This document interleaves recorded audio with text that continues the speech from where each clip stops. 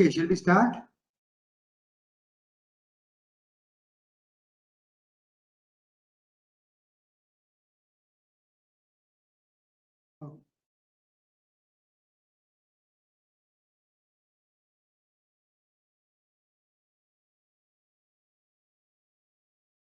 Okay, let me start from where I left off yesterday, a day before that is.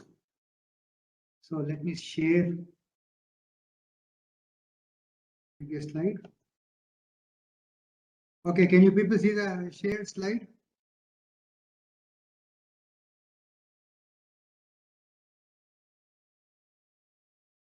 Yes, sir. Asking a question, can you people see the slide? Yes, sir. Unmute your microphones. Yes, sir. You can see that, very good. Okay, Yes, so last time I was talking about one particular this thing that is motion in a circular disk. When a particle in the center starts moving towards the edge and the disk is rotating, then what is the what is the velocity and what is the acceleration? So what we found there was that we were going to be having an acceleration which is two components. One is of course the familiar centripetal acceleration of force, and the other one is called the Coriolis force, and this is something that is felt only by the body on the rotating disk. And if you look at B dot, see if you see the expressions for B is cos omega t I1 plus sin omega t I2, whereas B dot is minus omega sin omega t1 minus cos omega t I2, rather I1 and I2, which are the x and y directions. And what you see is that if this is moving in clockwise, the rotation, this one is anti-clockwise. Because you would see that nobody corrected me last time. So let me correct it myself. So this is, yeah, that's okay. That's correct. What I had was correct. So compared to this one is clockwise. So this one will be anti-clockwise. So what happens is that the particle that is moving will get tilted to the right because you have the anti-clockwise motion, but the force is in the clockwise direction. So the particle will deviate like this.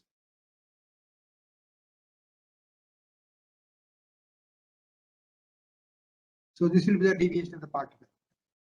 Now it's interesting to see what happens in a three-dimensional problem. So to see the three-dimensional two rotations, let us consider the following. I'll consider a sphere. We try a better sphere.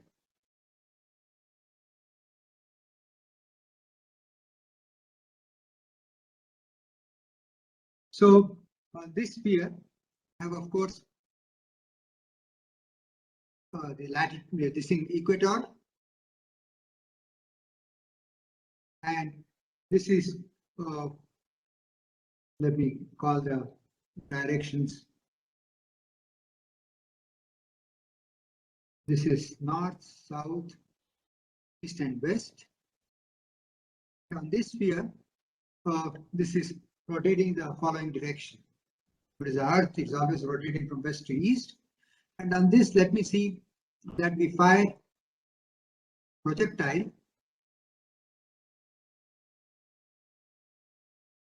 from, say, equator to the north.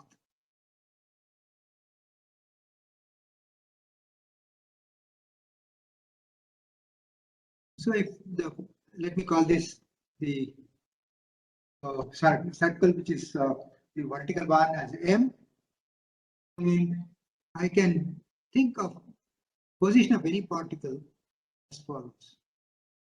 So this is the direction B, which is in the plane of the equator, and then I have the other direction, which is I3. Okay, so the vector position will be given by R of t is equal to minus R rather plus R cos gamma T B plus R sin gamma T I3. Okay, so what I have is the projection of this one on the B axis is I3. So this is I3, and B is its this thing horizontal vector that I have in the plane. Okay, gamma is the angular velocity.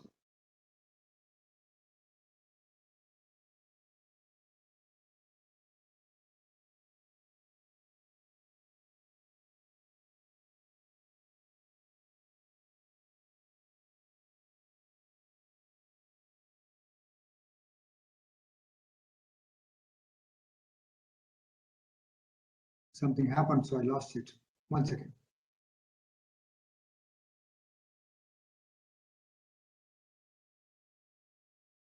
Let me reopen the. Somehow crashed. So let me open the file.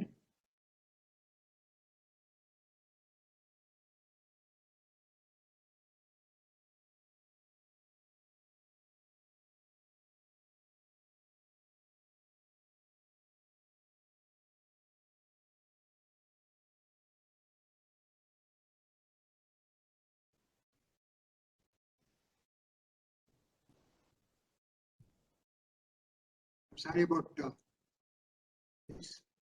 Somehow we did not save things. So we're going to be having something that is moving.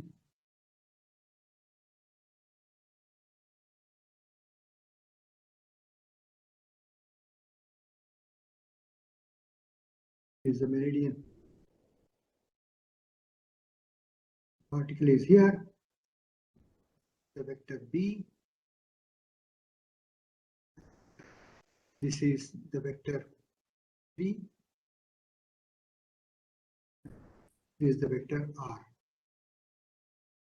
So I wrote down R of T is equal to R cos gamma T B plus, I think it is not necessary to have a vector which is unit vector in the B direction, but actual vector B plus R sin gamma T times I3. Okay, and gamma is the angular velocity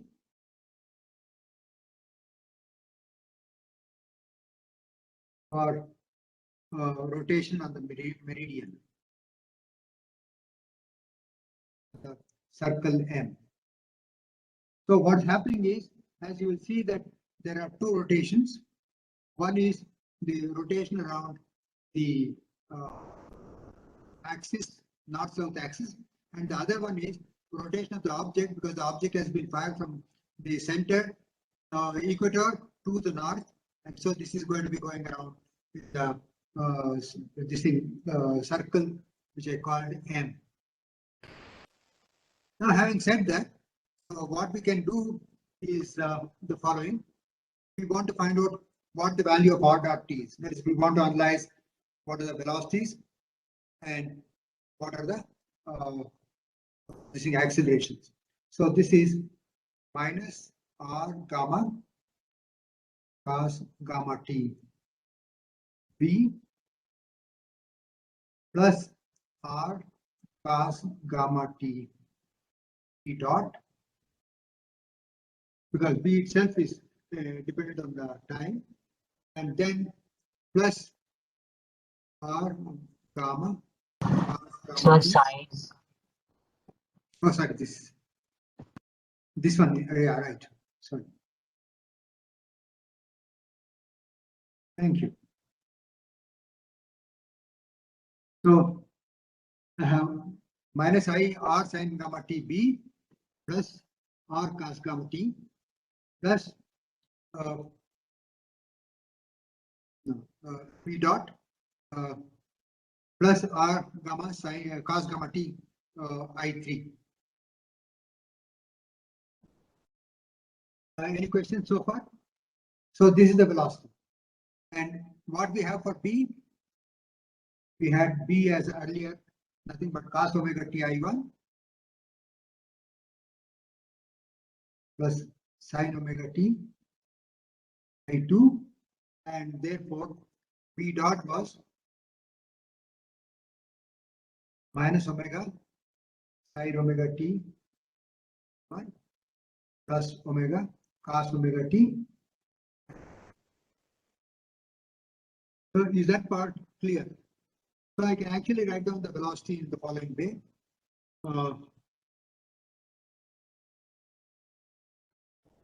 Now this is the velocity. So this is actually what I have. Any questions so far? Hello? Sir, the first equation R of t equals R cos omega t B bar plus R sin omega t I3. Sir, how did you get it? Oh, that is because, okay, the angle is, see, the rotation around the north, around the meridian has a angular velocity gamma.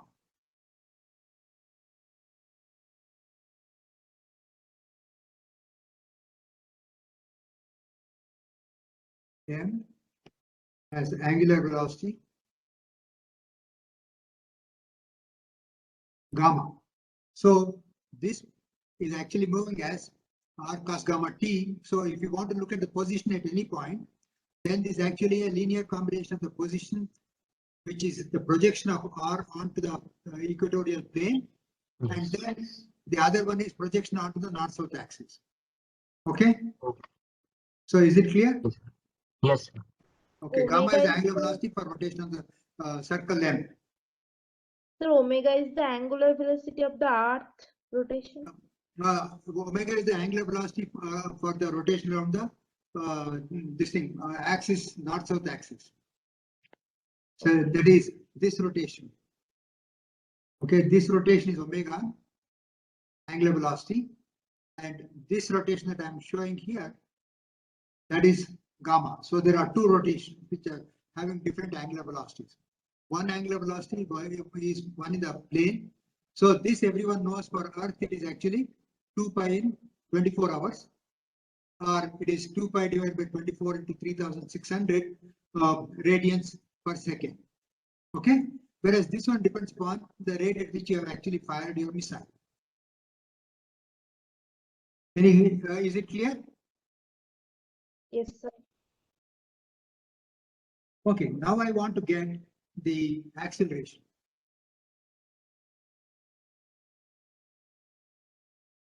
Acceleration is equal to R double dot of this. So what do I get? I will get it as R cos gamma t B double dot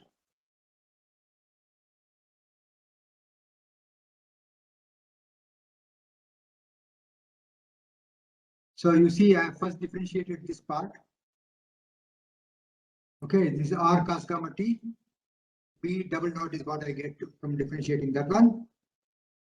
And then I have minus gamma R sin gamma t B.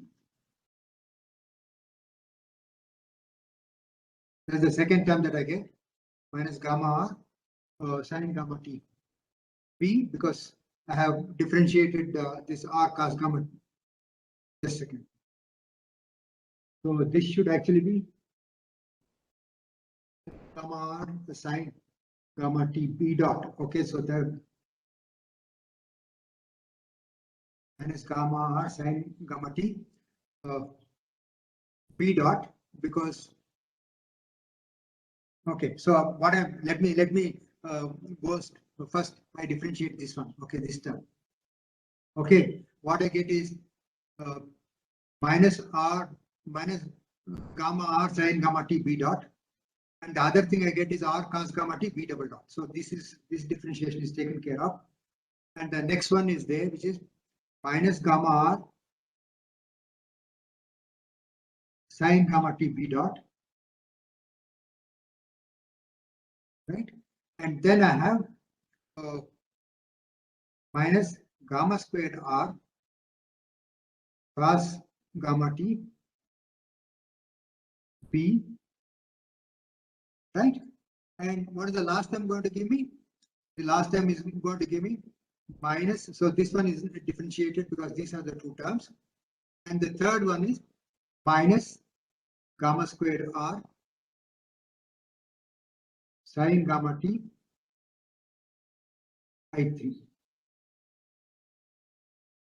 Okay, so let me put them together. So I have the acceleration is given by r double dot is equal to, so I have just a minute, the first term that I have differentiated, I should have had r gamma squared. I think.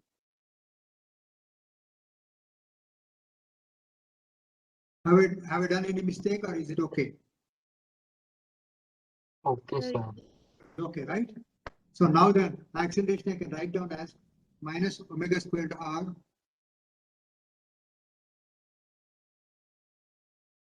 Oh, I have to substitute for b double dot. Okay, that's what I have not done.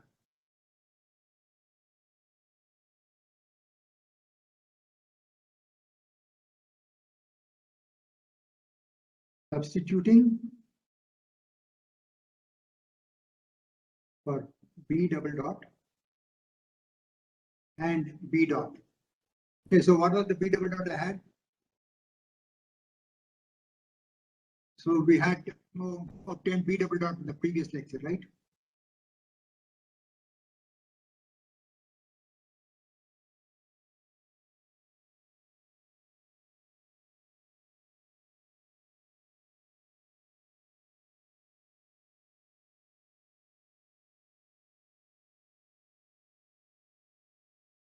So here we had b double dot, which was actually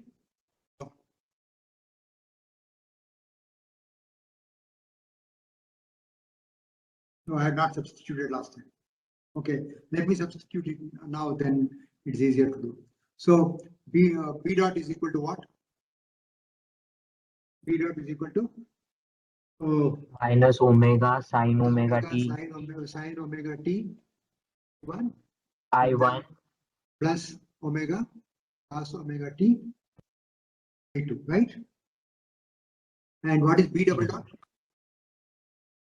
Is equal to minus omega squared sine omega t across the cos omega t 1 minus omega squared sine omega t I2, right? That's equal to minus omega squared times b. Am I right? Okay, so that's what I get for b double dot. Okay, and then I can substitute those things here. And if I substitute that, I get for the acceleration A is equal to r cos gamma t times b double dot is minus omega squared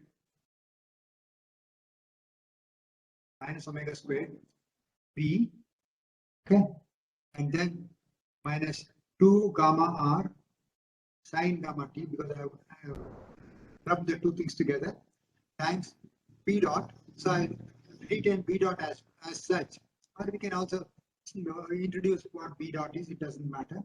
So for now, let me keep b dot as such. Then the last term that I got is minus gamma squared r times, I can write it down as cos gamma t b plus sine gamma t I3, right? So what does it give you? This gives me minus omega squared r cos gamma t b minus 2 gamma r sine gamma t b dot minus gamma squared r times What is this quantity? Cos gamma t b plus I sin gamma t I3. Go back here. So R times that is nothing but RT, right? So I have R.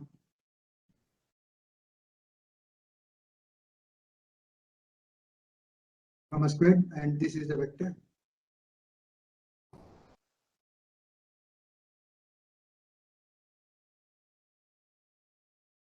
Okay, any questions? Gamma squared R times R. Because okay, let me put the brackets differently so that we'll get it right.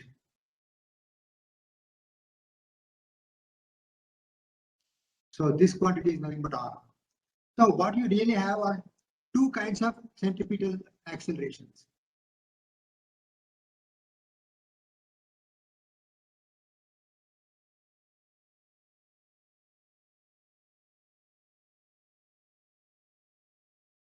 The first term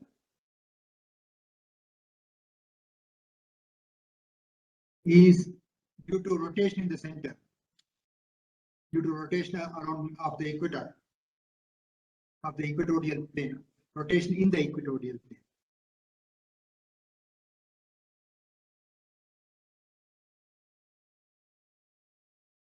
Okay, you see that, right?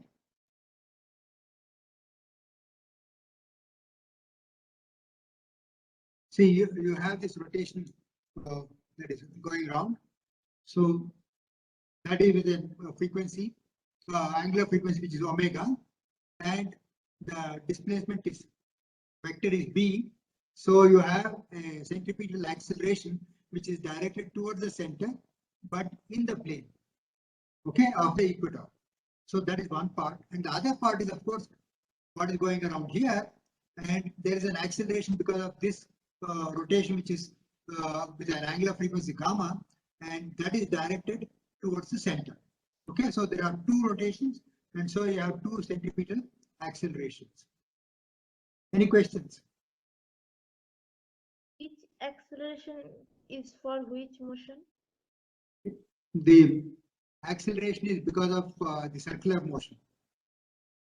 Whenever you have a circular motion, you have a centripetal force, right? Yes, sir. Okay. Expression, which term is for which motion? So the first term that I wrote down, this is for rotation around the north-south axis.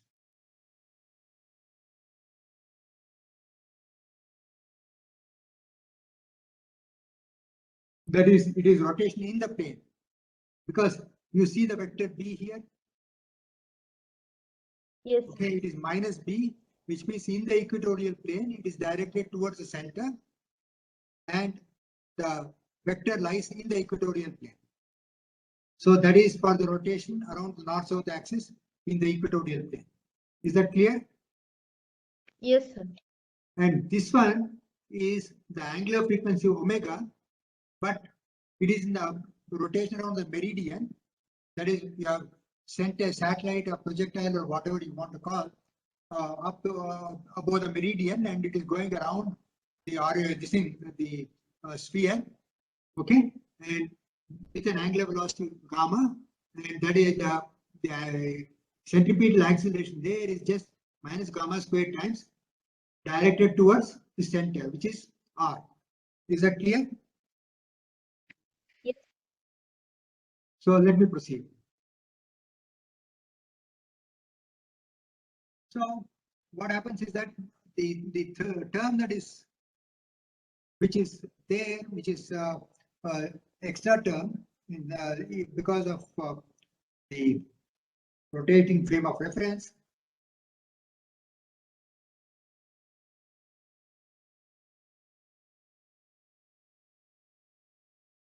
is minus 2 gamma r sin gamma t b dot. Okay, and this you see is gamma t is going to give me the angle, right? Okay, when gamma t is equal to pi by 2, then you are in the north pole. Okay, when gamma t is equal to 0, you are on the equator.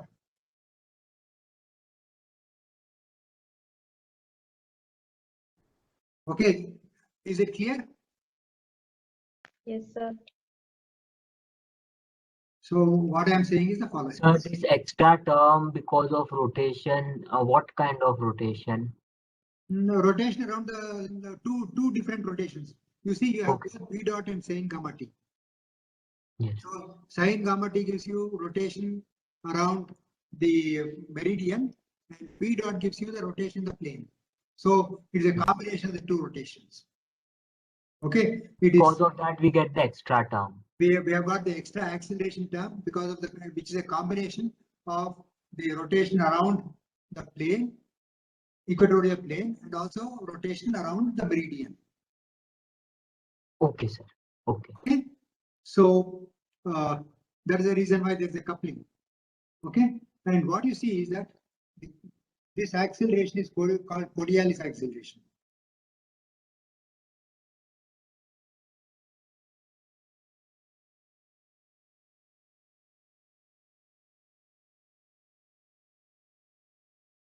And what you see is that this is 0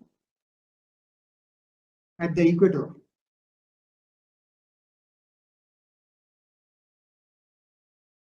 And maximum the poles, but in opposite direction.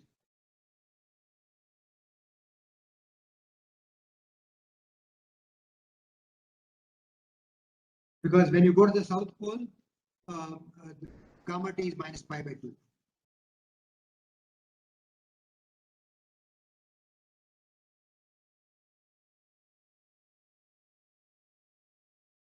So at this point, gamma t is equal to pi by 2. At this point, gamma t is equal to minus pi by 2. Right? That is when you are on, because you will see that you are in plus I3 when gamma t is equal to pi by 2, because cos gamma t is going to be 0 and r sin gamma t I3 will be positive plus r. Okay, and when gamma t is minus pi by 2, then you see that r cos gamma t b is 0. So there is no projection onto the equatorial plane. It is on the pole, and you see it is minus r is the value. Okay, so what I am saying is that you have maximum acceleration at the poles, and it is 0 at the equator and is in opposite direction. Okay, what this does is this leads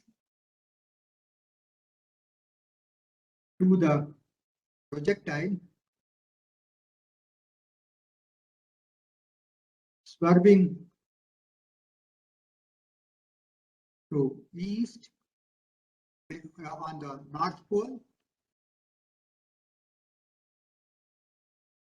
north, and west on the south.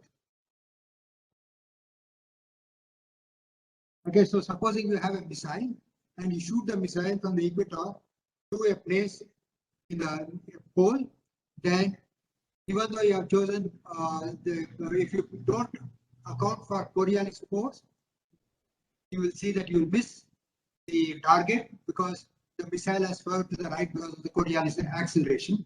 And similarly, if it is south, it is the missile has been projecting this thing deviated to the left. So this is very important. Okay, so Coriolis acceleration one can work out.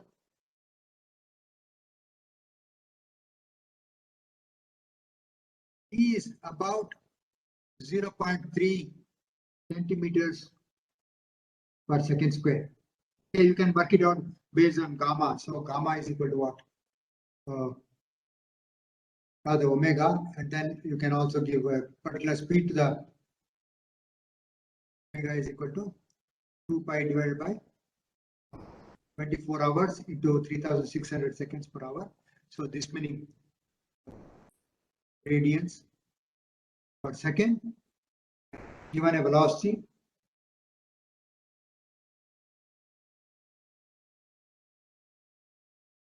we know gamma. Okay, based on this, you can actually calculate how much is the for reasonable velocity of a missile going for about 100 seconds or so, a distance of about 10,000 kilometers. You can find out that the acceleration that you would have had achieved would be 0.3 centimeters per second square. So this is what? This is the Coriolis acceleration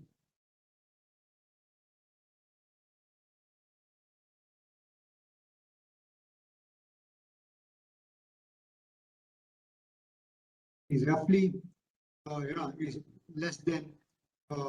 So what's the acceleration due to gravity on the Earth's surface? Roughly about 1,000 centimeters per second square. Correct? Yes. Okay.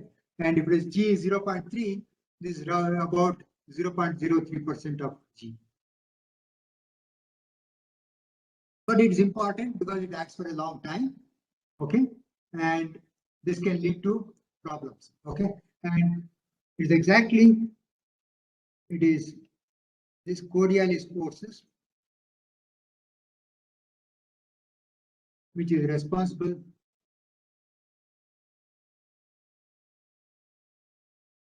for wind directions.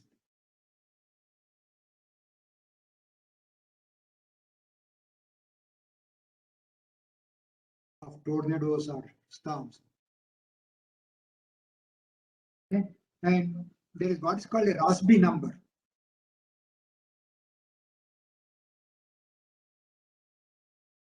Which is the which gives you, if it is large, Coriolis force is small.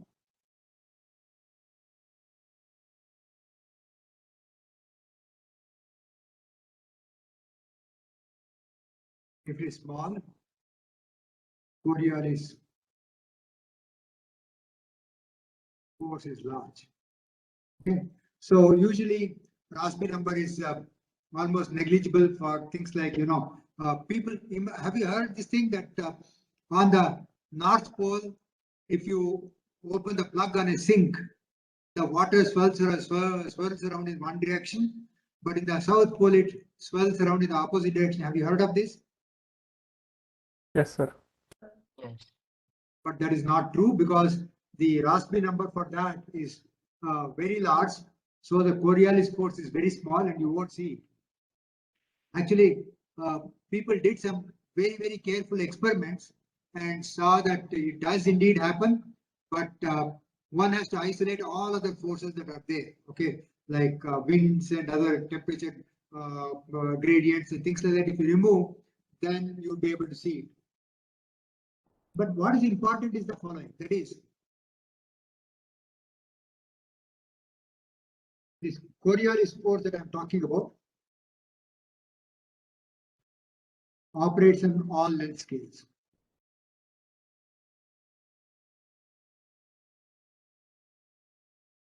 Example, planetary length scales.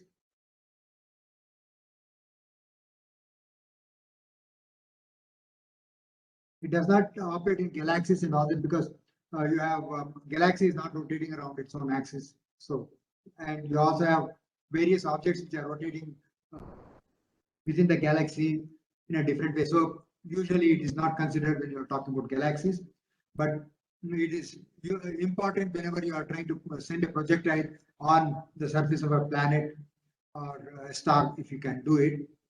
So, but it also is important on a molecular scale. Okay, and where is it important? Okay, so consider carbon dioxide molecule, right?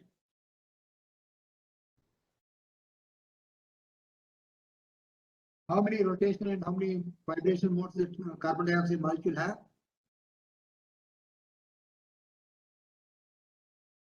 Yeah. What's it? 4 4 what? vibrational. 4 vibrational modes.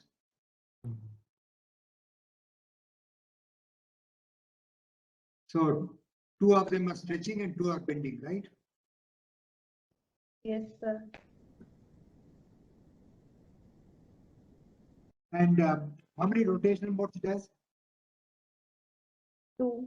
2. 2. Okay, because it's a linear molecule, you only have 2 rotational modes. And what happens is, consider the carbon dioxide molecule in the following picture.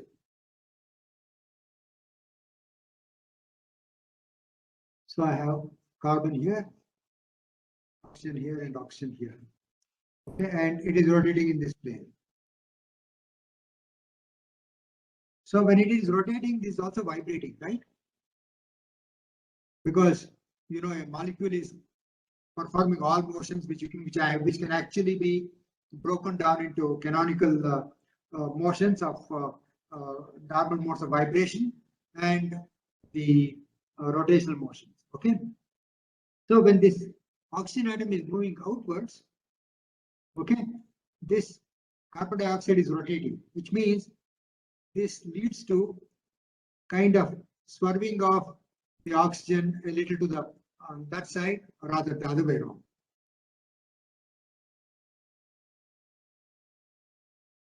So this oxygen starts moving this way, and this also moves this way.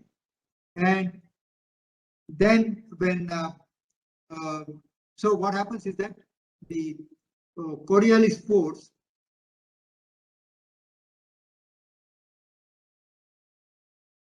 I think I've been making mistakes in spelling of Coriolis. So it is C-O-R-I-O-L-I-S. Okay,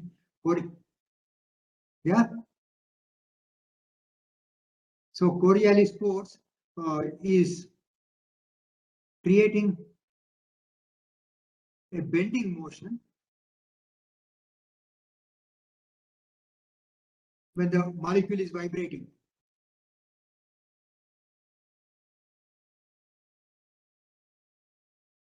Do you see this? See, carbon is stationary and oxygens are moving in and out.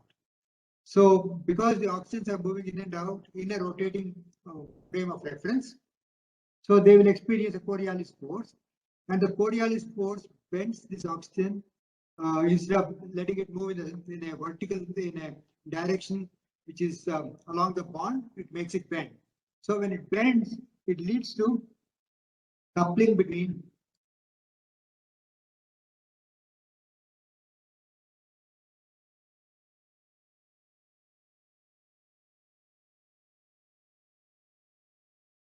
bending, stretching modes.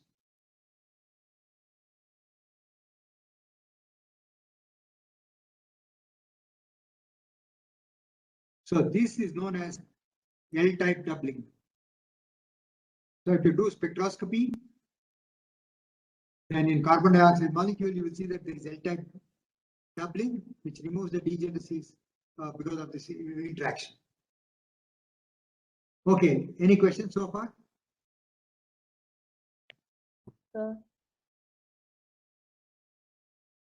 Yeah. Any questions? So what does the L stand for? It's the angular momentum. It's the angular momentum of the rotation. Okay.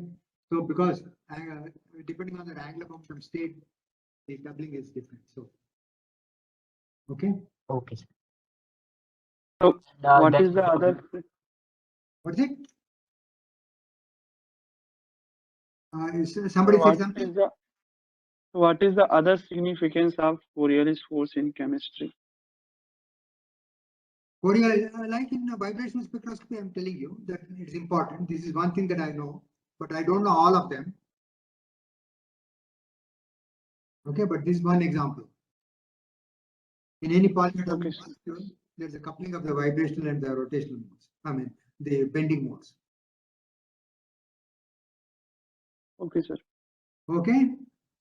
Okay. Now let me go to so I have shown you, differentiation of vectors.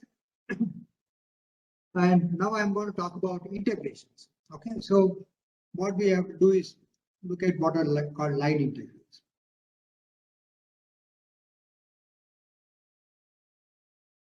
So what is ordinary integration? In the ordinary integration, you have a variable x and you have a function f, which is a function of x. And this goes, varies like this. Then what you will say is you want to integrate from a point A to a point B. So how do you do it? You divide the interval AB into n equal intervals. It need not be equal. I'm just assuming it is equal. Okay. As long as they are small intervals, it's all right, because finally you have to extend n to infinity. So when you have divided, you have these intervals. Let me call these intervals delta x1, delta x2, etc., delta xn. And then what you will do is you take a midpoint, take a point. It may be midpoint. It need not be midpoint when you are going to n tending to infinity and delta x tending to 0. So it doesn't matter. So take a point in the interval delta xi, say xi star, okay, and evaluate the function at xi star.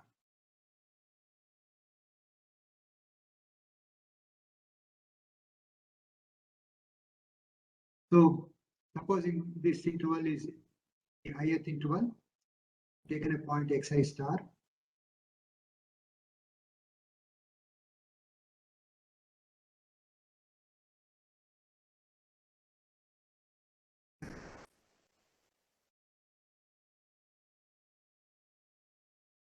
And multiply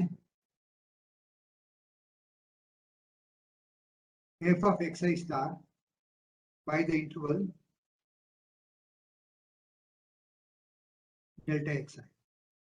So what do you do? When you do that, you actually get the area of this, roughly. Okay. So actually you will get an area which corresponds to the rectangle here. Okay. Now what I will say is that limit n tending to infinity, sum over I equal to 1 to n, f of xi star delta xi, call it as integral a to b f of x dx. You people know that? You have done this before? Sir. Yes. Because this is the definition of Riemann integral.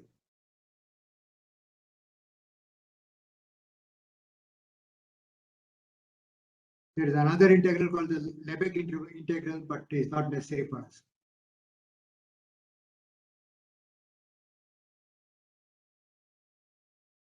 So now what we did was find the area under f of x.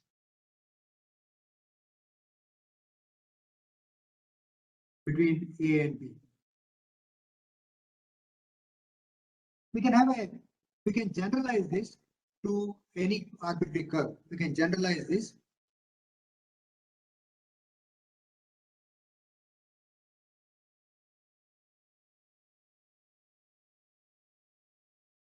Any arbitrary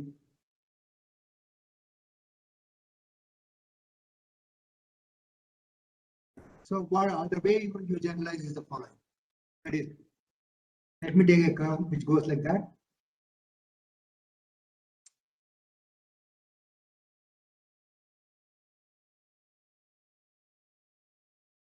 Okay, and let me orient it so that in going from point A to point B is positive direction. Okay, and what I will do is so this curve C is actually given by some R of t. which is x of t times I1 plus y of t times I2 plus z of t times I3. We have come across this kind of expression for the curves before. Okay. So now what I will do is I will subdivide the length of the curve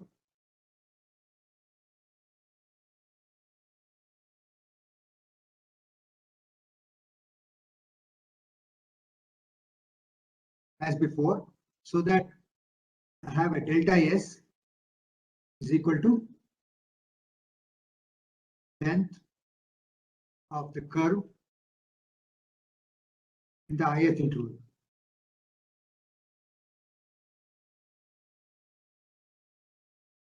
Now let me consider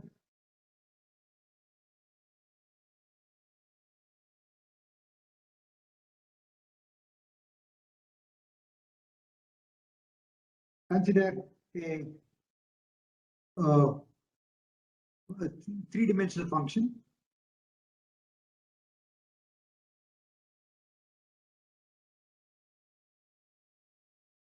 f of x comma y comma z.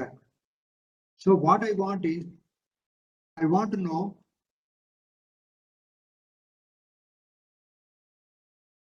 I want to form the product. So form the product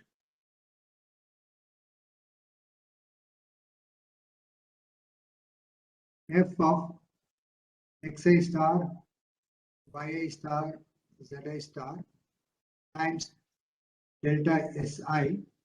So if this is the interval, let us say this is the ith interval. What you do is take a point in the ith interval, which is a star point, and given a function f of x comma y comma z, which you need to integrate along this curve from point A to point B, you evaluate the function. Then you form this summation. I is equal to 1 to n of xi star, star, zi star, delta Si. This I call as the line integral of C from point A to point B of f of x comma y comma z times ds. Any questions? This is exactly parallel to the way I have defined my integration here. The curve that I have in this case is the straight line which corresponds to y equal to 0, z equal to 0. Right? So this x-axis is what the equation of x-axis? Y equal to 0, z equal to 0 is the equation of the x-axis. Okay. So I have taken the curve along curve as the x-axis, integrating from A to B, some arbitrary function f of x that I'm interested in. Right? So for doing that, what I did was subdivided this one from between A and B along the x-axis and evaluated the sum, which is a product of the function which is calculated in the within an interval I multiplied by length of the interval and summed over of all the intervals. So this I described as the integral, but here I have done a similar thing except that C is not the x-axis. C is some arbitrary curve. Okay, so summation I1 to n or summation I equals n. oh sorry, I equal to 1 to n.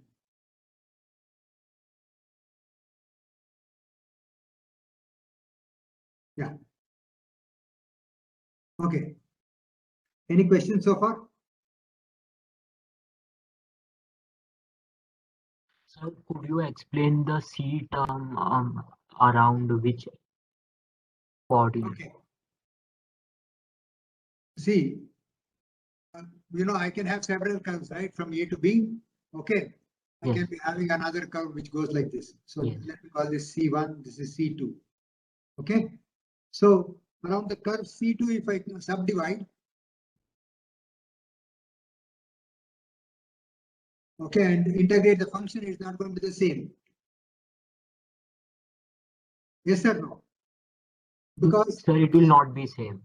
it will not be the same because the points at which you are evaluating the function are different, Yes. right? Yes. So I have to specify which is a curve along which I am going to integrate. For the surface. Huh? along for this function f of x comma y comma z. It need not be a surface. F of x comma y comma z is a surface only when there is a constant. Okay. Okay, f of x comma y comma z is just some arbitrary function and it is not a constant, so I don't call it a surface. So it's just a scalar point function. It's Okay. just a scalar field. That is given a vector R, which is given by xi1, i2 plus zi3. Okay, f gives a scalar value f of x comma y comma z. Okay. Okay, sir. Yes. Okay, so it is not a surface, it is nothing, it is just a function in three-dimensional space. Okay, sir. Yes. Okay, is that clear? Yes, sir. Any questions? So the last which you have calculated like integration from a to b f of x y z ds. So No. is this the line integral? This is the line integral. Okay, so line integral computed from point A to B along the line C. Okay, sir. Okay, Yeah. so now let us see how we can calculate it. So if the curve is represented parametrically,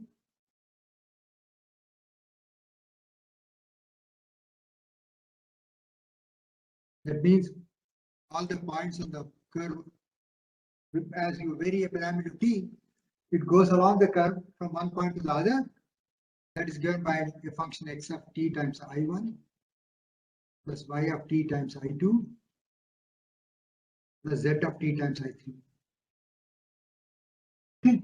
Then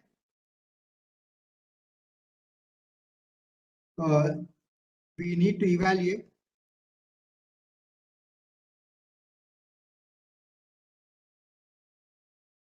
the function f x y z along points on the curve, right?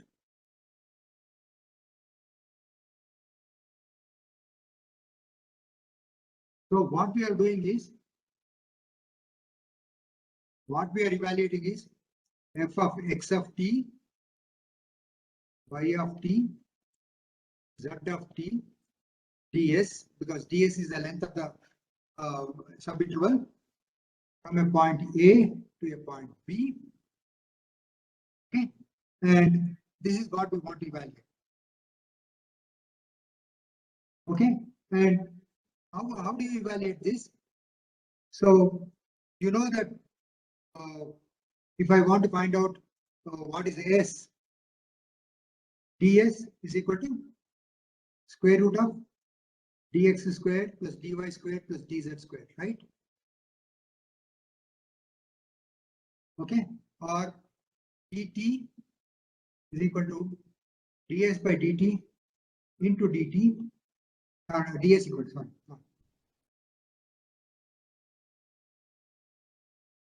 Okay, so this means that it is square root of dx by dt squared plus dy by dt squared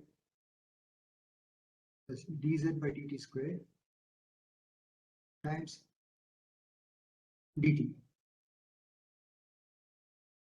Right, because ds is dx squared plus dy squared plus dz squared. Okay, so all I am saying is that if this is the curve that I am looking at, okay, and I'm looking at 2 points. So if okay, let me know.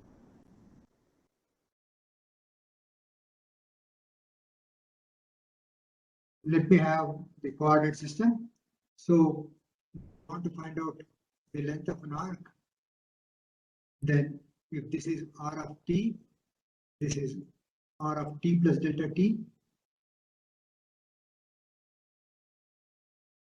Delta rt is this vector. Okay, and that will turn out to be just dxt, or I can write it down as delta x t times I1 plus delta y times I2 plus delta z t times I3. Right, so that is what I can write this one as. And so delta s is equal to square root of delta r of t square. Okay, or that's equal to square root of delta r divided by delta t square, delta t, or in the limit delta t tending to 0, this becomes nothing but square root of dx by dt square.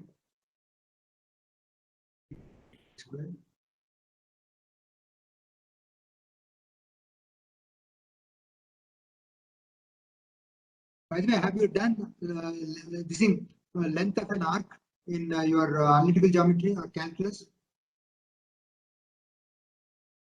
Given a curve from point A to B in a plane, how you can find out what the length of the curve is between A and B?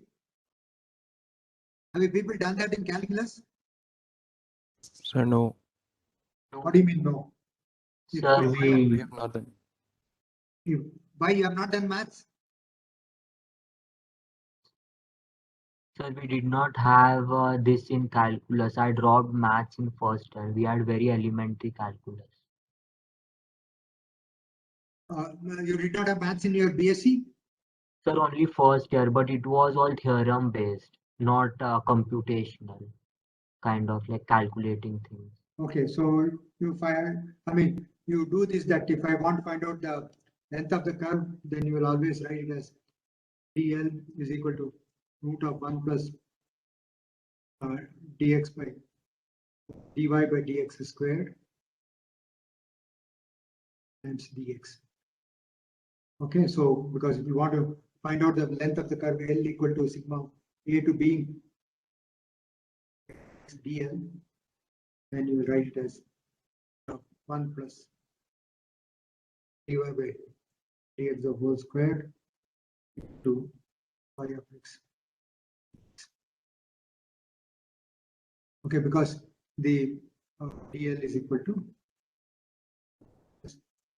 dy by dx of whole squared.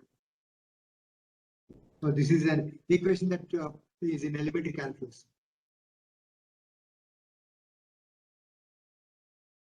Okay, let us illustrate this by actually calculating a few one-dimensional line integrals. Okay, so let me consider the simplest function f of x comma y is equal to xy cubed.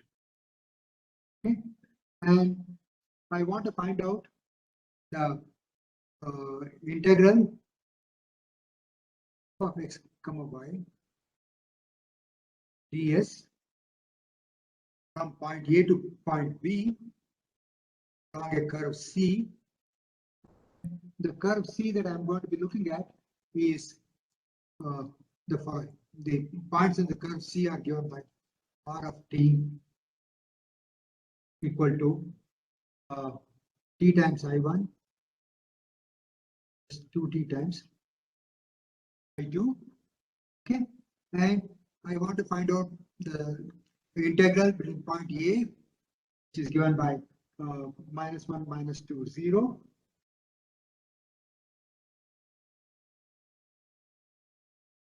B equal to 1 comma 2 comma 0.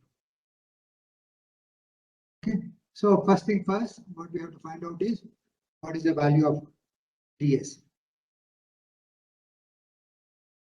ds is equal to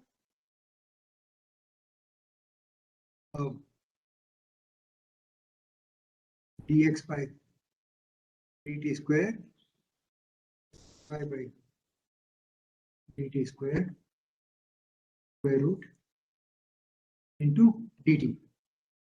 Okay, here I don't have I3, so I've just dropped out I3, just taking a two-dimensional curve in a plane. So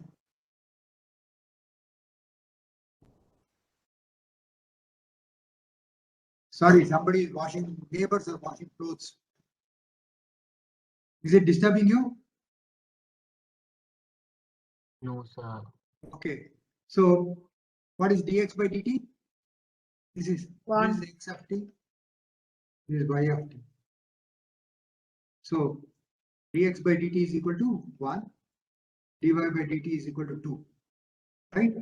So this is going to be square root of 1 plus 4 times dt equal to root 5 times dt. Okay. And next I need to integrate. So if I put this quantity, then f of x comma y is equal to, what did I say? Sir, I did not get how you got 1 and 2, dx by dt, dy by dt. See, this is x of t, right? This is y of t. Okay, okay, sir, okay, okay.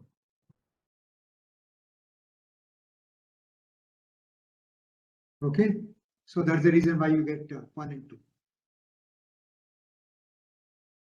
F of x comma y is equal to xy cubed ds.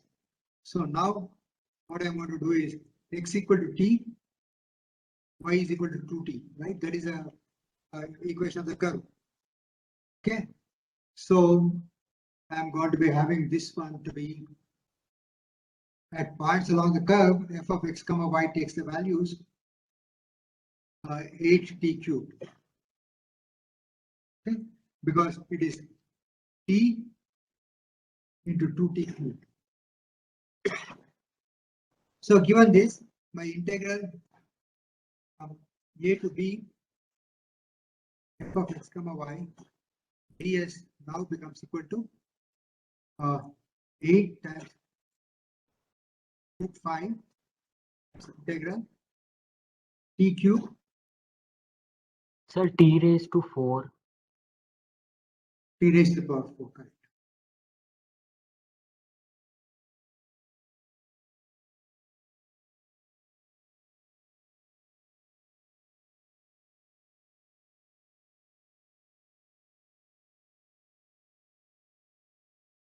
T raised to the power 4 dt between t is equal to 1, then a is equal to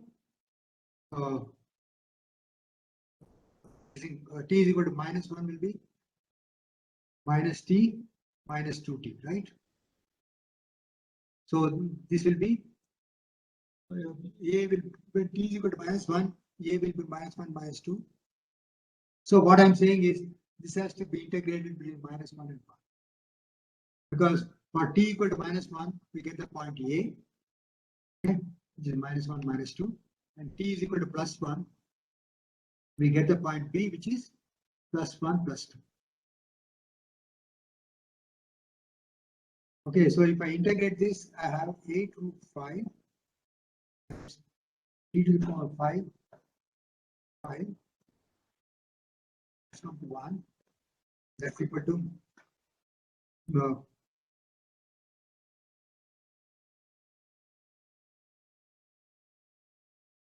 8 5 by 5 into 2, okay, or that's equal to 16 by square root of 5. Okay, so this is a very simple problem which is actually worked out in Greasy, which I have given you.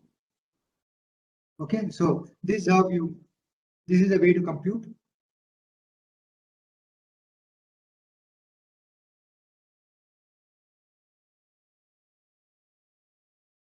Line integrals.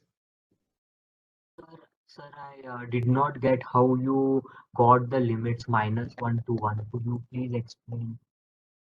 See, the point A lies on the curve, right? Yes. And what are the coordinates of point A?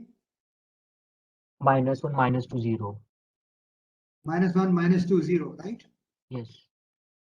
And the curve corresponds to minus t minus 2. I mean, it's actually.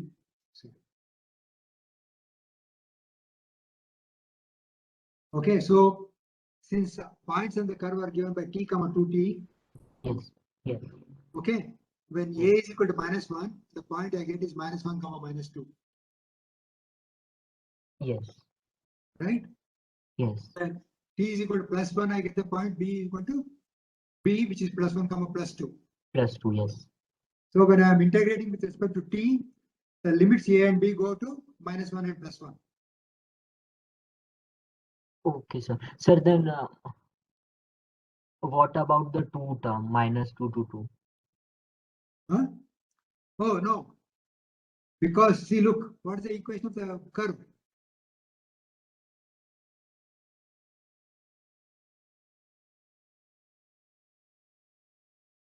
The equation of the curve is this one. Yes. Okay. Yes. So when you put t is equal to 1, the coordinates you'll get are -1, -1 and 2. Okay. When you put t is equal to -1, you get these coordinates -1, -2. Okay. Okay, sir. Yes. Yes. Yes. Okay. Yes. Okay. So they are not separately taken because they fall Yes. on the curve. The points A and B are on the curve. Yes. Okay. So the parameter of the curve should actually give you these points A and B. The parameter of the parameter t, which gives you the value A equal to -1, -2, 0, is t is equal to 1. Yes. The parameter that gives the value of the point B, which is 1, 2, 0, is t equal to 1. 1. Okay, sir. Okay, so Yes. that's why I'm integrating from -1 to +1. Sir, Yeah. sir, since we are taking like t is equal to -1 and for t equal to 1, we are getting the points, sir. So it will be a hit and trial method in for every case. Like we Why? need to find out. Well, you can figure it out. Why is it hit and trial? If point A is given, okay, so all that you want to do is supposing that the point A is let us take the general case, okay? So let us say the point A is given by x, y, and z, right? And the curve C is given by r of t equal to x of t I1 plus y of t I2 plus z of t I3, right? So all I'm doing is find out x is equal to x of t, okay? Y is equal to y of t, and z is equal to z of t. So I just have to solve for t. Okay. So if I solve for one, it must be valid for the others also. Okay, sir. Okay. Yeah, yeah. So it's not a hit and trial, hit and miss method. Yeah, yeah. Okay. So any other questions?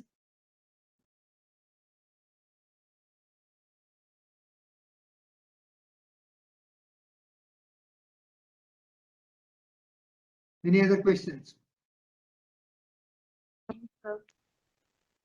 Yeah. No. So let me continue.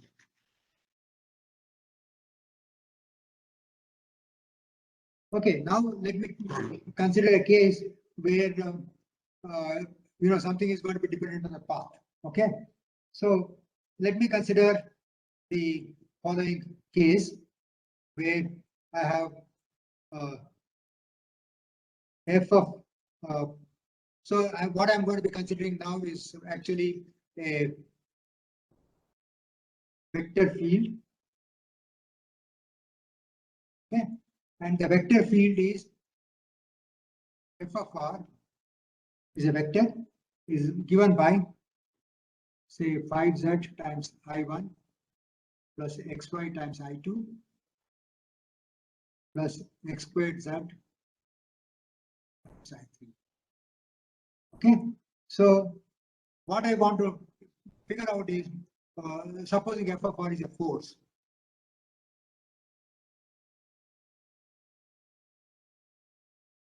Okay, I want to find the work done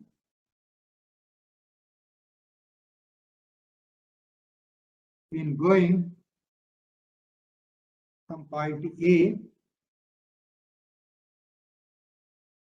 and point A is given by the origin, let us say 0, 0, 0, and point B 1, 1, 1 along two paths, along a straight line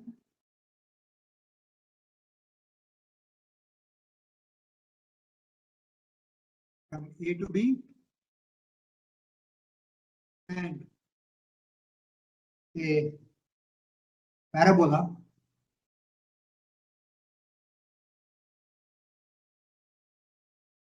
from A to B.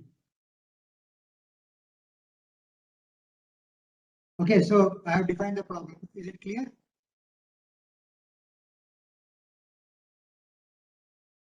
Sir.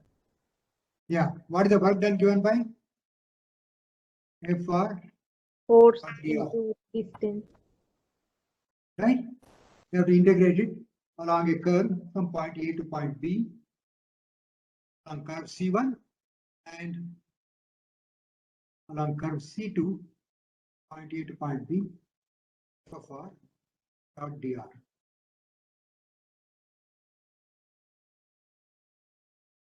Okay, so if I want to put it in a parametric form, then what happens is I have to go from t is equal to 0 to t is equal to 1.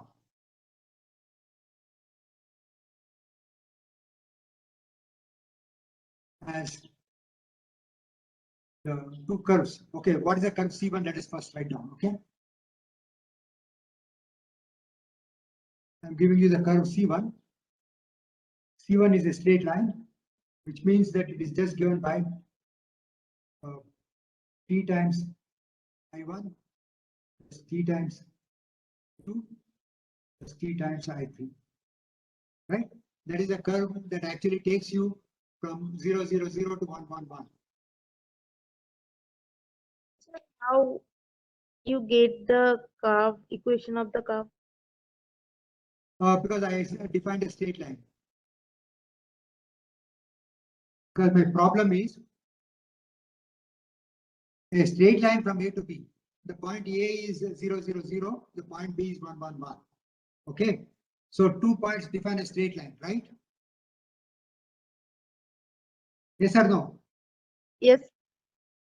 And when they define a straight line, it means that the equation to a straight line in analytical geometry is x1 minus x by x1 minus x2 equal to y1 minus y by y1 minus y2 equal to z1 minus y, z1 minus z2. Okay, and what is x1 minus x? That is x1 is 1, right? Yes, sir. So 1 minus x 1 equal to 1 minus y by 1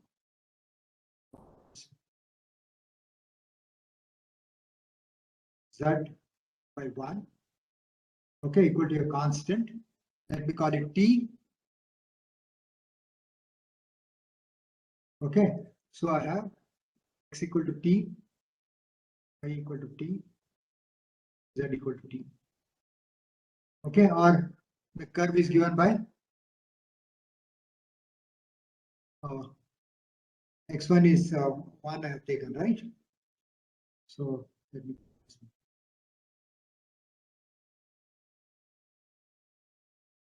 Okay, so I have the curve points in the curve r of t is given by t times I1 plus t times I2 plus t times I3. Okay. Any questions? No, sir. Okay. And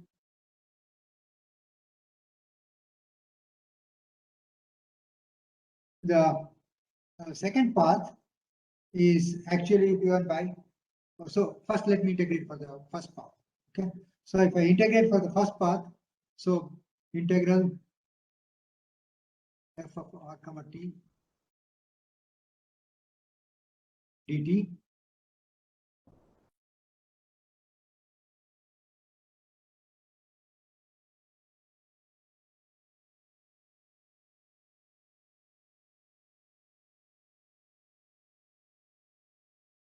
okay. So what do I get? So what is the vector dr by dt? I1 plus I2 plus I3, right? Because I'm differentiating dr by dt. Okay. So, and f of r of t. So this one is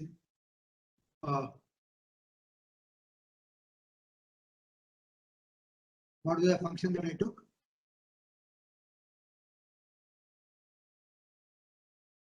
Phi z I1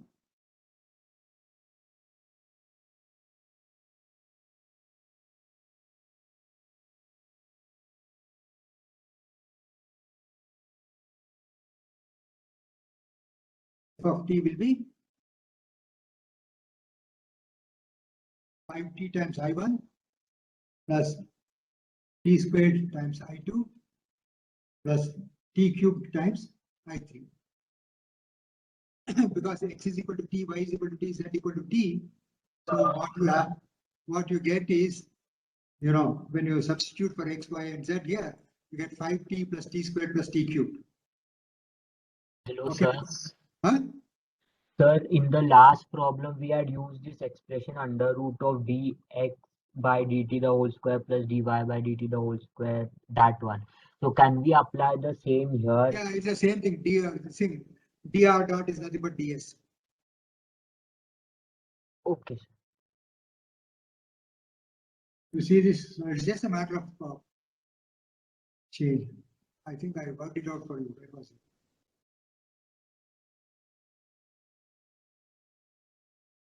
See, delta r is nothing but ds, right? Yes, sir. Yes. So it's one and the same. So, sir, this method and the under root square, the whole thing square is same. Yeah, one and the same, you know, because since I'm taking a dot product, I just wanted it was much easier to just Yes. differentiate. Yes. Okay. So what I'll get is integral a to b is 0 to 1. Okay. Along the curve C1. Okay. I have 5t I1 plus t squared I2 plus t cubed I3 dot I1 plus I2 plus I3 times dt, right? This will give me Cy times along curve C1, 0 to 1. So along C1. I'm not multiplying. So, okay. So I have 5t plus t squared plus t cubed dt, that's equal to 5 plus 1/3 plus 1/4. This one is 5 by 2, t squared by 2 it is, okay? Integral t dt is t squared by 2, integral t squared is this thing t cubed by 3. Integral t to the power 3 is t to the power 4 by 4. That's why I'll get this value. And this is equal to 37 by 12. Okay. Now let me do the same integration along a different path.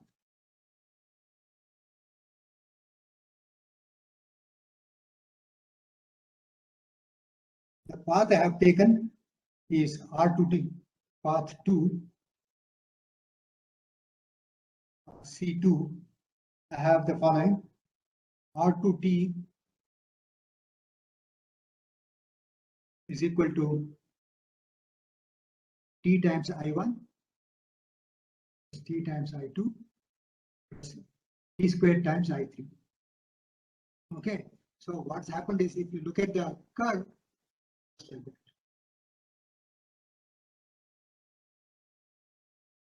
so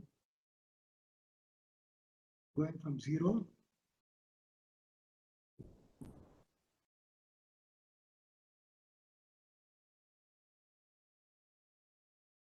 this is 1, This is 1 and this is 1. So the parabola.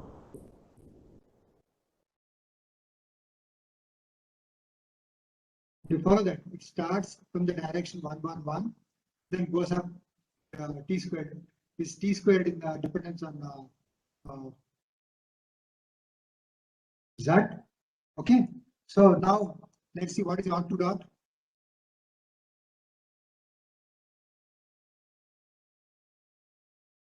What is this quantity? Hello, are you people there or you have left? Yes, sir. Okay, so I'm asking you what is R2 dot T? So I1 plus I2 plus 2t I3. Yeah, very good.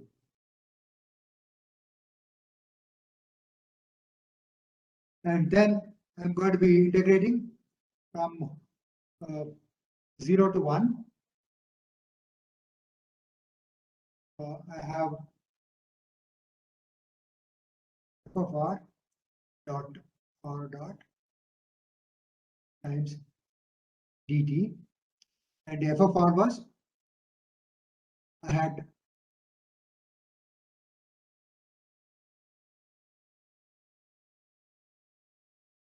I had 5 of t times I1 plus t squared times I2 plus t cubed times I3.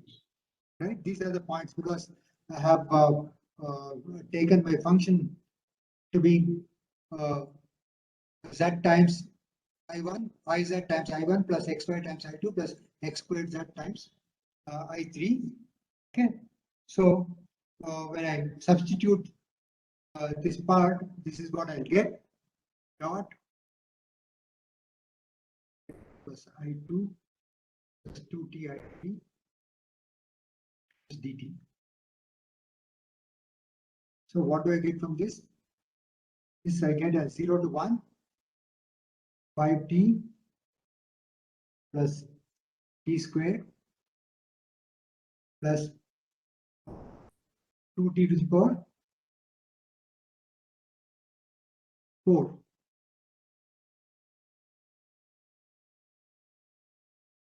Correct? Yes, sir. Let me see the function I have.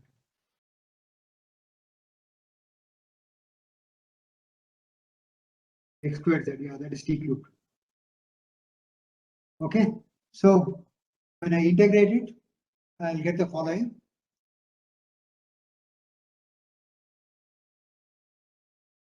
I will get 5 plus 1/3 plus 2/5 is what I'll get. Okay, that's equal to any value. By 2. 2t4. 5 by 2. 5 by 2, sir. What's it? 5 by 2. Say it again. So the 5 by first 2, sir. 5 by Oh, 2. yeah, correct. Yeah, correct. Okay. 2 into 3 into 5, so something divided by 30. So you can evaluate it. So 75 is 10 is 12 equal to 22, 97 by 30. So the point that I'm trying to make is the following.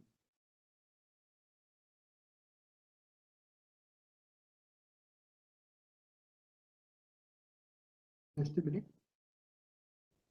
Just a slight mistake. My function was actually 5z, isn't it?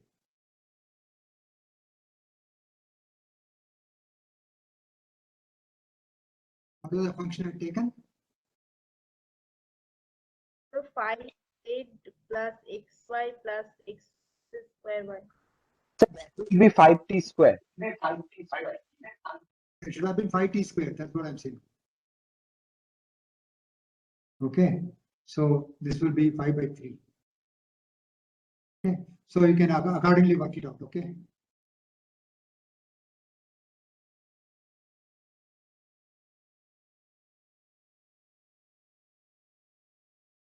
But the important thing is that Sir, you had taken 5t, na? no, 5t squared, 5z squared. 5z, z is t squared.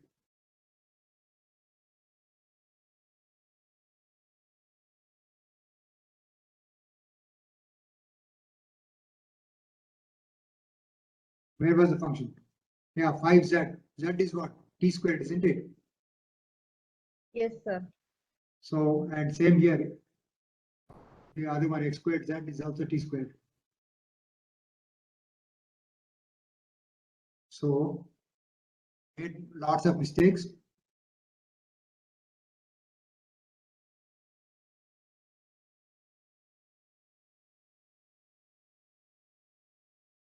Okay, so this is what it should have been. T to the power 5.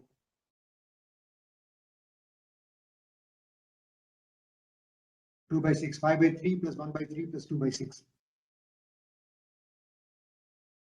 Okay, so, but I mean, you can carefully work it out. It's a work problem in crazy.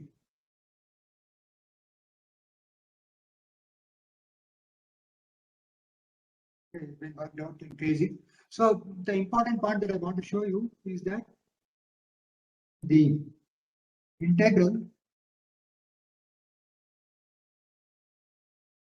the line integral, in general, depends on the path.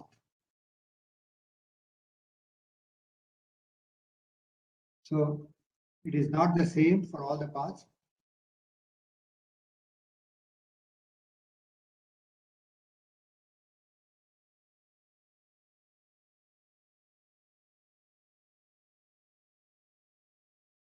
So the question is, how do we know when is the line integral independent of path?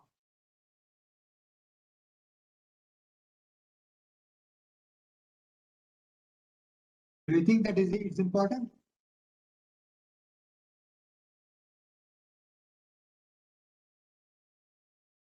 Have you come across integrals which are independent of path? State functions we do in State thermodynamics. functions, exactly. So we want to know, when something is a state function and when something is not a state function. Okay. So in order to know that, we will just do the following. So usually, when I write down integral c times f dot dr, okay, so this one is actually around a particular path, f1 dx plus f2 dy plus f3 dz. Okay, so if the integrand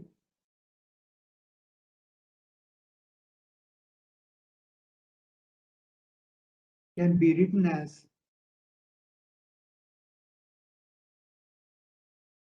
df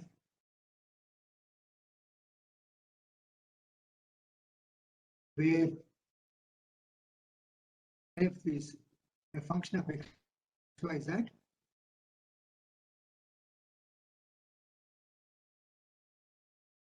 then the integral becomes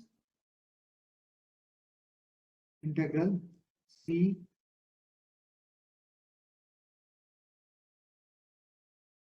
df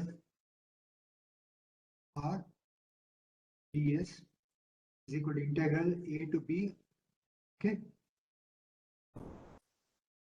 df, okay, is equal to f at b minus f at a, independent of path.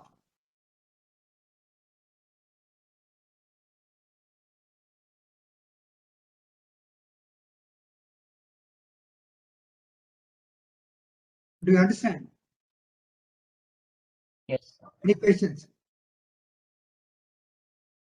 See, if the integrand can be written as an exact differential, the integrand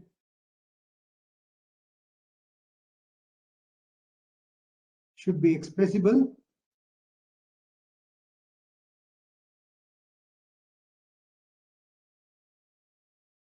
as an exact differential.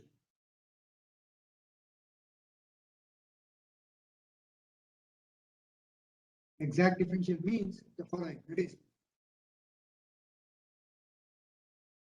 is df equal to fx dx plus f by dy plus fz dz, where fx is equal to df by dx, fy df dy z equal to df by dz. Okay, so this quantity should be the first. This quantity should be the first derivative of this function f with respect to x. This must be the y derivative with respect to f. This must be z derivative with respect to f. In that case, you can write down the integrand becomes an exact differential.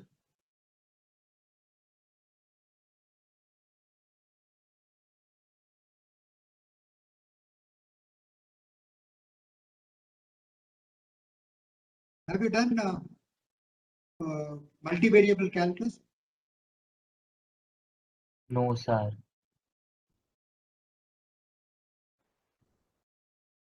We have only looked at functions which are dependent on only one variable, like y of x.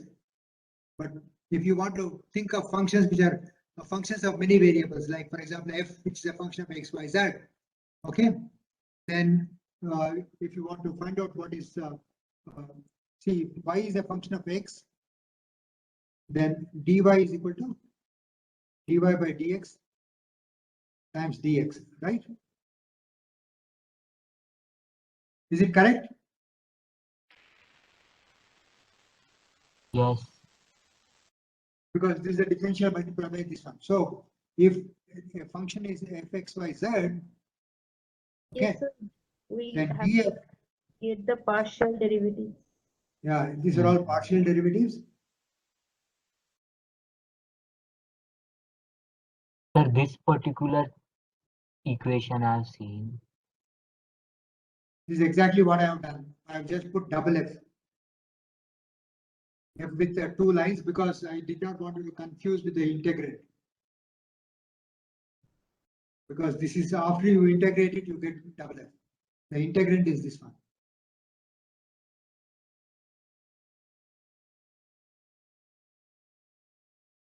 Okay.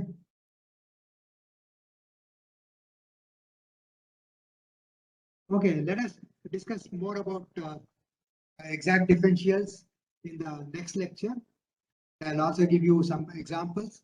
Have you people heard of Maxwell's relations? Yes, sir. Yes, sir. Thermodynamics. Where have you heard of it? Thermodynamics. So we will see what are the basis of Maxwell's relations. Okay. So that's what we will do in the next lecture. Okay. Sir, could you send these notes? Huh? Is it possible to send these notes, these slides to us? Yeah, only for lecture 2 and 3 because lecture 1 I lost. Okay, sir. Oh, this also I'm going to lose. Very Expected error occurred. So there's going to be a problem.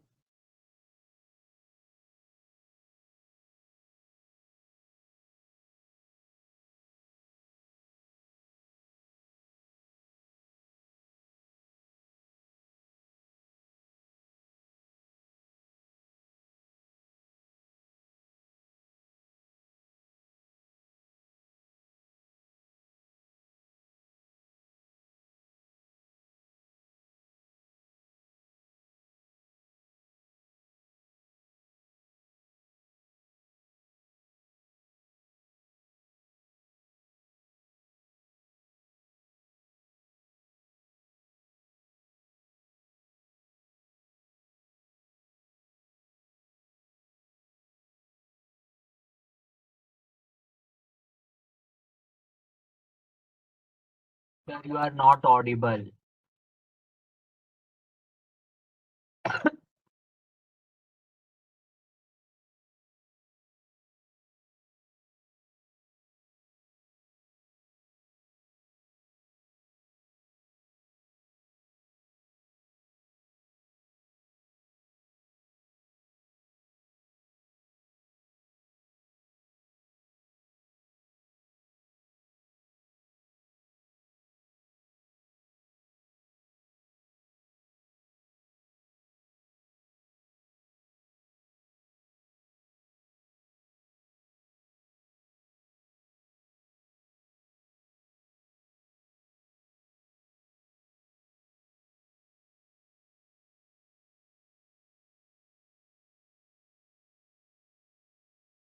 Can you hear me now?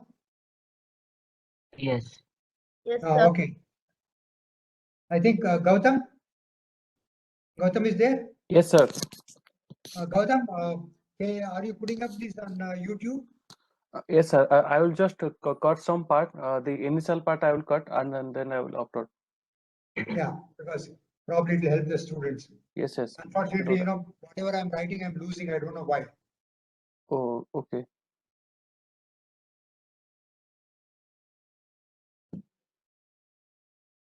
Okay. So I think I'll stop at this and we'll continue again on Monday. Is it okay? Okay, Yes, sir. sir. Thank you, Okay, sir. Okay. Thank you, sir. Have a nice Ganesha. Have a nice Ganesha festival. Thank you, Thank you, sir. sir. Thank you. Thank you, sir. Thank आपको भी Same to you, sir. See you. Bye.